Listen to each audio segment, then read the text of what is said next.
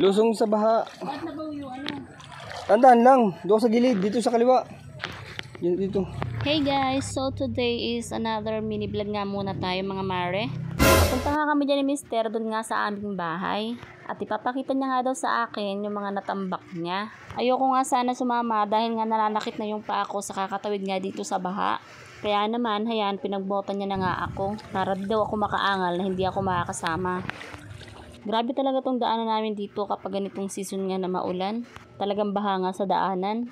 Pag nga talaga nakalipat na kami dito ay kailangan talaga tag-iisa kaming bota. Kasi tingnan nyo naman, pag hindi nagsugat-sugat dito yung paa namin sa alipunga.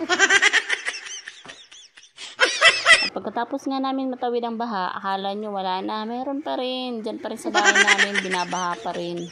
Yung harap na nga ng bahay namin ay binabaha nga, kaya nga kailangan talaga namin tambakan din yan. Inuuna nga muna namin matambakan yung nasa loob kasi nga para madasik nga siya. Kasi para pag flooring, siksik na siksik po talaga. Ang pagtambak dyan mga mare ay binayad nga namin yan, pero yung the rest mga mare ay yung asawa ko na nga yung nagtambak dyan. Pero kung natuloy sana paglaot yung aking asawa ay ibabayad talaga namin mga mare yung pagpapatambak dyan. Pero dahil tambay pa muna sila, kaya sabi ng mister ko, siya na lang daw muna ang maghahakot. Hanggang dito na lang muna. Thank you for watching. Bye!